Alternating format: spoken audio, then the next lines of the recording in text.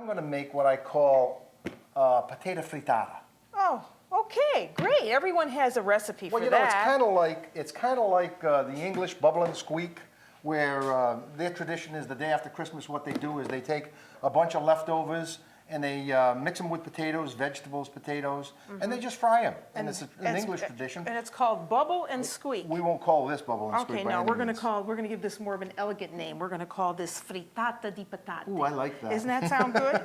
Yeah, okay. It dignifies it. Okay. And you're just starting with those leftover mashed potatoes. Going to start with the leftover mashed potatoes. Okay. All right. All right. I think I'm going to use about 4 cups of potatoes. All right. You're going to just measure it all out. Yeah, the reason I'm going to measure it out is because I like to do it in a skillet. And if you don't measure it out, sometimes you can be too large or too much for the size of the pan. For the size of the pan. That's a smart. So that's the reason I like to measure it out. So we want what, about a half a cup or quarter a cup of your parsley? Yeah, quarter of a cup. That is good. All right, there's the parsley. Okay, let me cut a little of this. All right. Yeah. And we're getting. Oh, you are down to the bone. Oh, I am getting. Wow. It kind of like hurts to get it that low. But that would make a great soup. Oh, it'll make a tremendous esco and bean soup. So you're just going to slice some just off. a little, just for a little flavor. Yeah.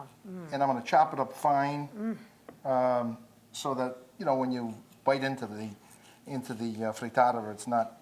You don't have to chew through. You know, and if people didn't have this, they could use ham.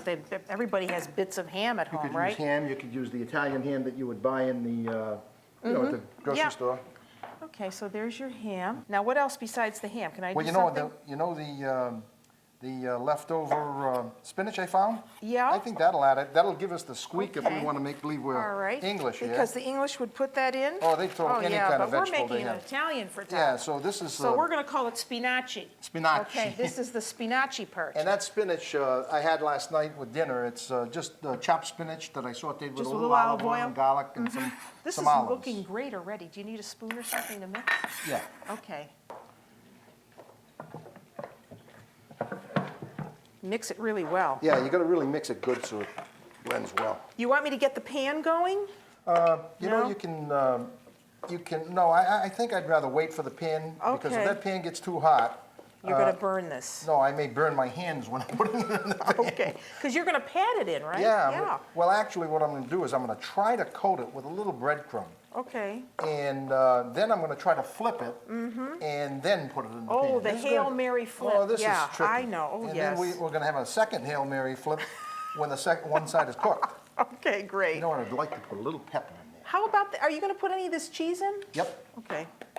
I don't want to tell you what to do because this is your kitchen. In there. Yeah, okay, a little pepper. I'll mix that and you put the cheese in. Okay. How's that? Yep, good. So a little bit. This is going to have a little bit of a spicy taste to this, you know. I like to cook spicy. You know those mozzarella balls we were looking at? Yep. That'd be good in here too. A little pecorino. So you got a little bit more never hurts. All right, that looks great. Now I mixed up some breadcrumb with a little parsley. Yeah. And I did put a little pecorino in that as well. Okay, so that's going to go. So that's what I'm going to try to cook. All right, so let's see how you do it. Well, we'll try. All right, my mouth is watering already. So you do this in a pie pan first? Well, I'm going to use the pie pan. To form it. To form it. Very clever. Only because that pie pan is pretty good shape when it comes to the... Right, he's got this all thought out. All right, that's wonderful. That's a great tip, though. Yeah. That's a great tip. So I'm going to use about half of these for this. Okay. Just to give it a little coating. Yeah. All right. Let's see what we can do. I like to use my hands too. See, that's what I like about you. Well, you're a cook that uses use your hands. Press it all in there. Oh, that'll go in nice. And the potatoes and the eggs are just going to hold this together nicely. Okay, that looks great.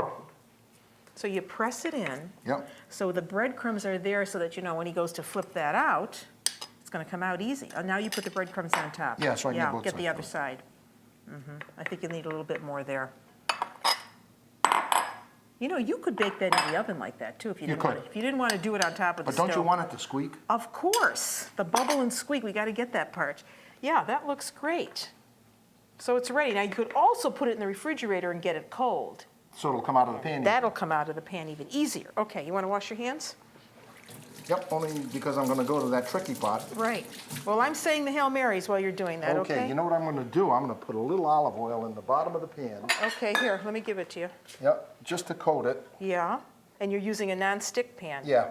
That's all you're going to use? A little Not bit a more? lot. Yeah. Because you know I've got to flip it, and if you've got too much olive oil in there when Yeah. you flip it, Yeah. you're going to really have an incident. Okay, That's great. here Thank we you. go. Okay, Here we come to the tricky part. I'm praying. Oh, not too bad. Very good. All right. Now you know why you play golf. Now I know why my pan is stuck. Okay, well, I hey, need a- we need a knife to there get we it go. We got a out. blade Just out of lift that up there. I told you it and fits get- perfect. I got it. Got it? Yeah, Yeah. Watch your finger. I got it. We needed a butter knife, that's what we needed.